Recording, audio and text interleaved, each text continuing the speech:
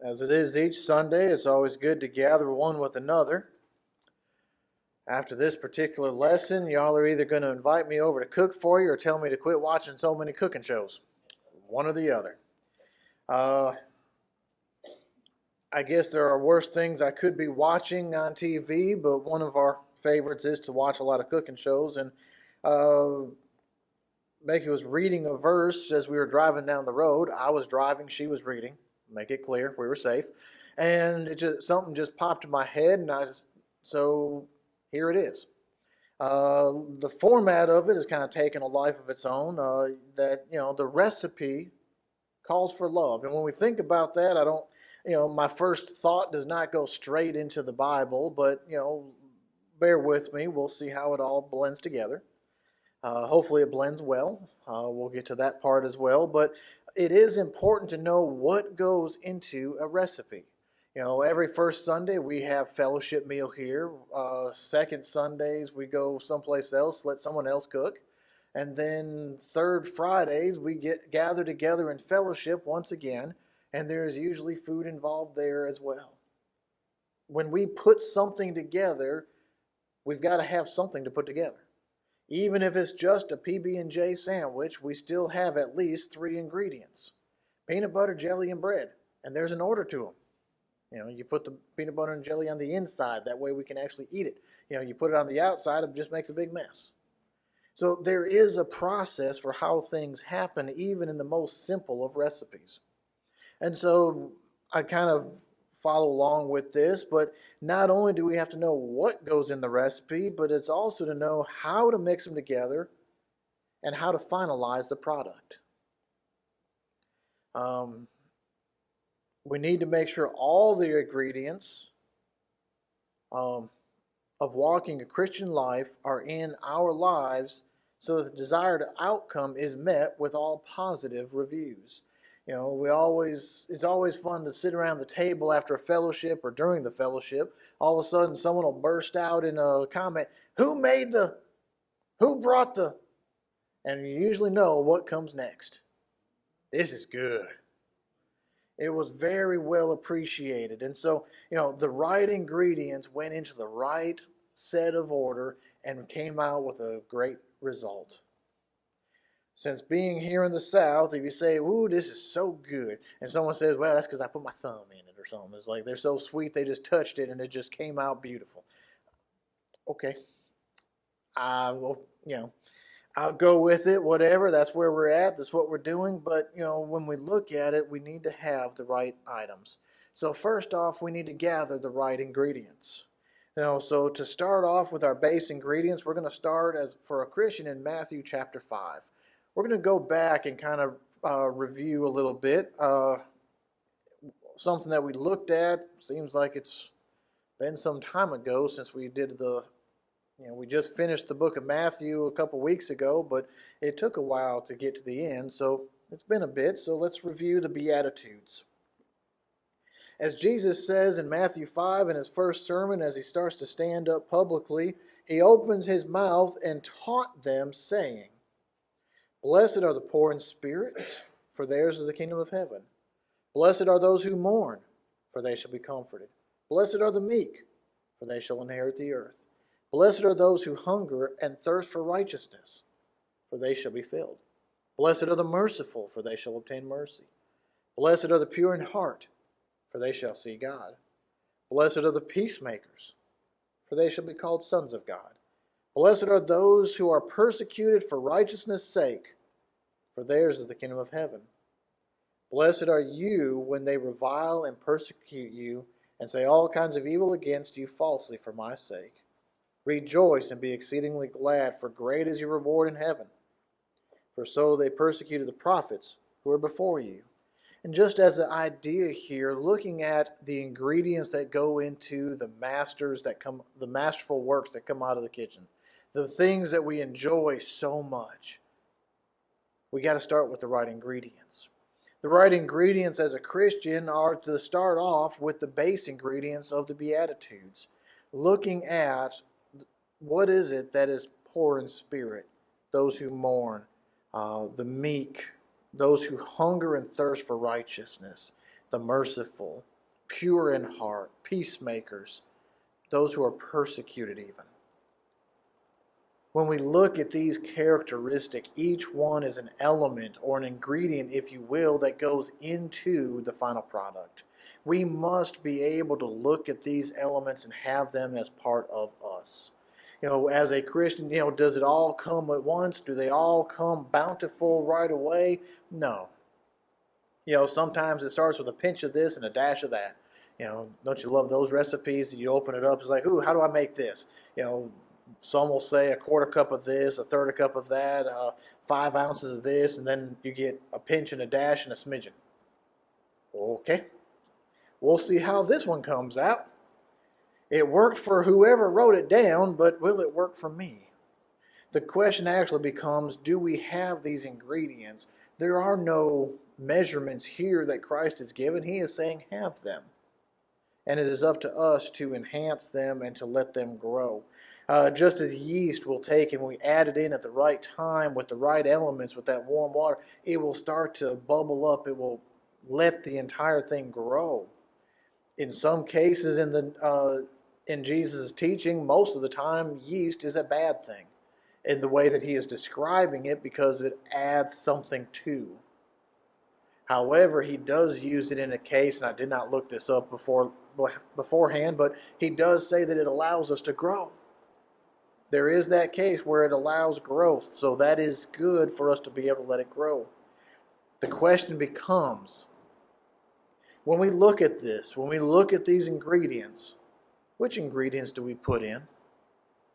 Are we using the top of the line, the best we can get ingredients?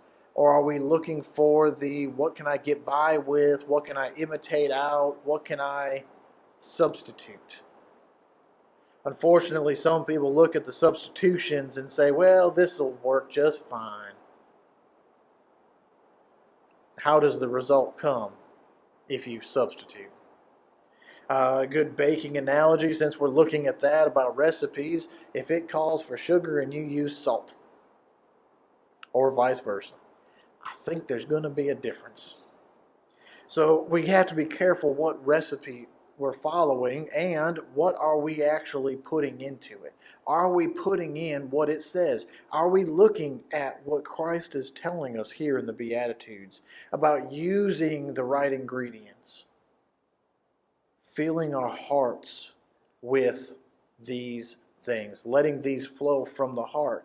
Are they the quality ingredients? Quality ingredients for a Christian are something that's coming from our heart, from a pure heart of God. Blessed are those who are pure in heart. Verse 8. Is that where we're pulling our ingredients from, or are we just kicking around the dirt trying to find something to say, here's something?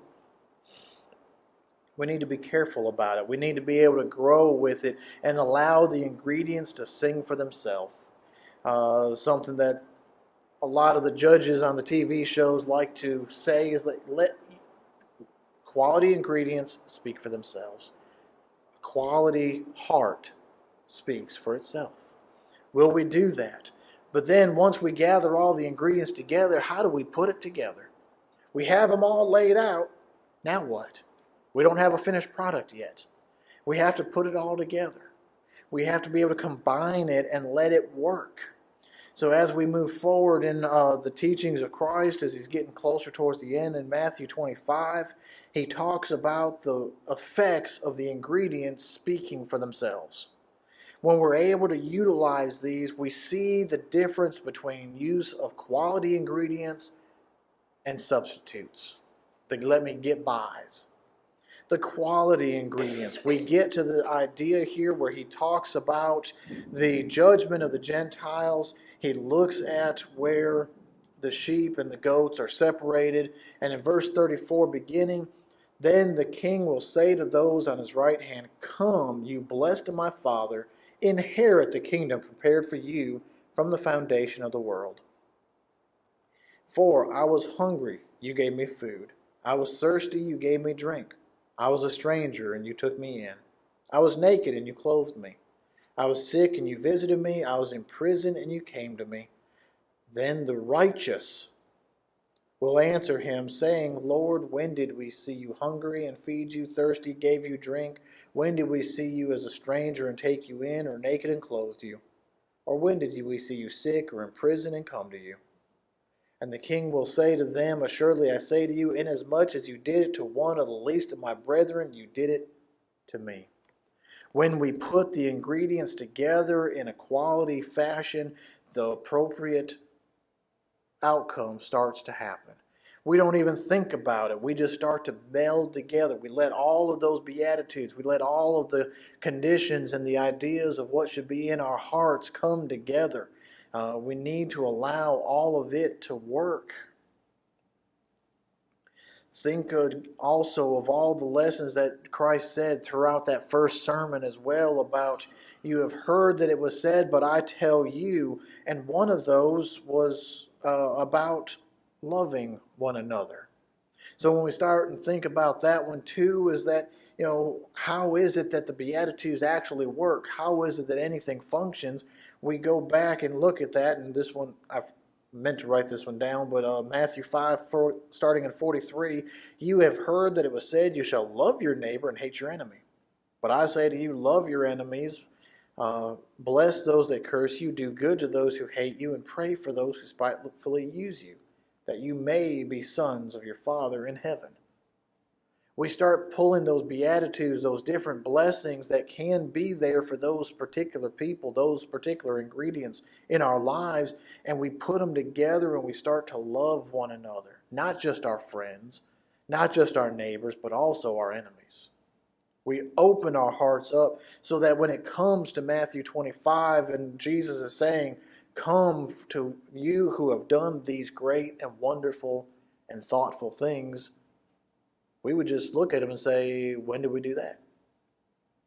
What are you talking about? Because it's no different. Once the ingredients are blended together, we put the love, we put all of the things into our heart that we're supposed to have. We just have now one thing coming back out. In the picture here, it shows like a milk, oil, and eggs. Looks like on one side, and then we have some dry ingredients, and the other it gets mixed to. How many people have tried to take something out of a mixture like that? Once you blend it together, it's there. You can't separate them back out. So, when we look at this right here, when we put the ingredients in our heart that we are supposed to have, we start to become what we should become. We have started that pathway, but there's also a danger. The ingredients we put in are the ingredients we put in. So continuing verses in 25 of Matthew, starting in verse 41 through 46, what happens if we put the wrong ingredients? What happens if we try to substitute them out? Then he will also say to those on the left hand, depart from me, you cursed, into the everlasting fire prepared for the devil and his angels. For I was hungry, you gave me no food. I was thirsty, you gave me no drink. I was a stranger, you did not take me in. Naked, you did not clothe me. Sick and in prison, you did not visit. And they will also answer, say to him, Lord, when did we see you hungry, thirsty, or a stranger, or naked, or sick, or in prison, and did not minister to you? Then he will answer, saying, as surely as much as you did not do this to one of the least of these, you did not do it to me. And these will go away to everlasting punishment. Another verse that could be used here would be, Lord, Lord. Many will say to me on that day, did we not prophesy in your name? Did we not do many great works in your name? And he will say, I never knew you. If the recipe says we must do this, this, this, and this in this order and do these things, then we will receive the result of the final product. If I've got a recipe for some cinnamon rolls, but I don't put a touch of cinnamon in it, will I get any cinnamon rolls? I might come out with a roll, but it's not going to be a cinnamon roll. If I have Ms. Rama's pound cake recipe or friendship cake, let's use the friendship cake, more ingredients. If I don't put them in and I don't do it the right way, I'm not getting the right result. And it's a process. I've heard the process. I have not done the process. I have heard the process. I probably haven't done it because I've heard it. It is a thing of love. We put it all in there. The recipe calls for love, and in that, Paul makes a very big push that it must be done with love. So when we put it all together, it takes that final effort. Just because we put all the ingredients together and we now have the product forming, is it complete? Not yet. We have that one final product that must be added, and Paul tells us about that in 1 Corinthians chapter 13. This is what was being read and what stemmed the whole thought of this lesson and this idea. It must be perfected through love. You know, anyone can take in that list in Matthew 25, take and give someone oh, you need some clothing, here you go. Oh, you need a piece of food, here you go. Oh, you're thirsty, here's a cup of water. Anyone can just hand over a cup of water or a piece of clothing or something, but how is it that we're doing it? Why are we doing it? And Paul says in 13 very clearly, though I speak with the tongues of men and angels, but I have not love, I have become sounding brass or a clanging cymbal. He's giving all these lessons. He's giving all this information. He is trying to help save souls. But he says, if I don't do it out of love, all I'm doing is just acting like that teacher on Charlie Brown. Womp, womp, womp, womp, womp. It's just noise coming out of my mouth. It's just a process. But he also says, and although I have the gift of prophecy and understanding all mystery and all knowledge, and though I have all faith, so that I could remove mountains, but I have not love, I am nothing. I have all these great things from even straight from Christ, but if I don't have the love that he had, I have nothing. And though I bestow all my goods to feed the poor, and though I give my body to be burned, and I have not love, it profits me nothing. He tells us he doesn't have much that he's carrying around with him. He may have been well-to-do in his previous occupation and as he was going around and doing everything, but here he gives us this little insight. He gives all his goods to feed the poor. He gives what he has. And he walks as Christ walked, giving of himself, not just of himself, but also from the heart. The reason he does it, that final ingredient that just makes it one step above. What's so much different than, a cupcake from the grocery store versus the cupcake made at home? They might follow the same recipe, but which one was made out of a convection process versus out of love? Is there a difference? Some people might say there is. Why is love so important? We get into this little section right here, verse 4. Love suffers long. It is kind. It does not envy. It does not parade itself. It is not puffed up. It does not behave rudely. It does not seek its own. It is not provoked, and it thinks no evil. Love does not rejoice in iniquity, but rejoices in the truth. It bears all things, believes all things, hopes all things, endures all things, but love never fails.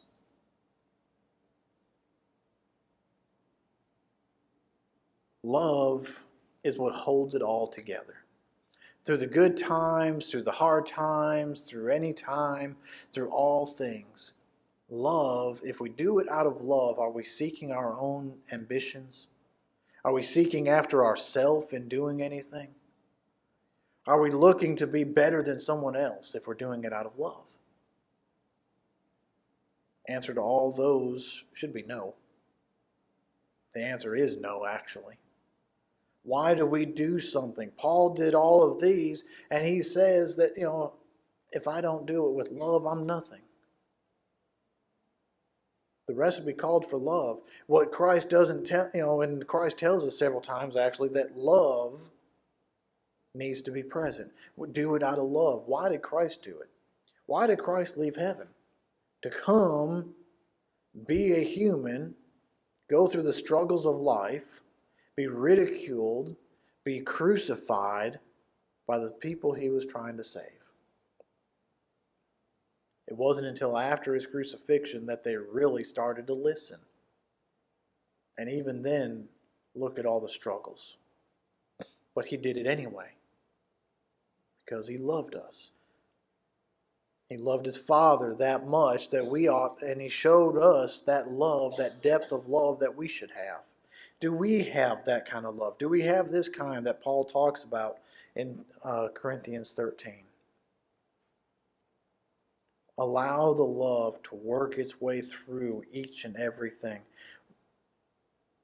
What makes something so great you want to go back for more? What makes Grandma's house so special that the grandkids always want to go back there? Funny that as the children, we go to, that's our mom and dad's, and that was the house of rules, house of, we had discipline and everything. And now the grandkids come, and now it's all fun and games, and everything's hunky-dory. Oh, you wanted some sugar? Here you go. Now you can go home. But yet, what makes things so special? What makes that pot of food so much that I've got to go back for seconds? What makes coming to services so special that we want to do it every time? Are we bringing the love? Are we seeing the love from each other? Are we all just focused on that? Now, maybe that's not our primary focus. We're not walking in that door saying, I'm coming here for the love. That may not be the front of our minds, but is it present? In all that Christ taught, he didn't always say love. He would say it from time to time, love your neighbor as yourself. He says, if you have not love. It was always present. In this case, we must bind all the ingredients together with love. Time for another fellowship. Let me throw something together. Or it is time to come together and share with one another. At each case, Paul makes about having what we need, but we also have to have love to bind it there. He could check all the boxes. He could still check the boxes of being able to do this, not do this. Yes, I have this. No, I don't have that. I'm good. But yet, if we don't do it for the right reason, he's saying he's missing something. And we will too.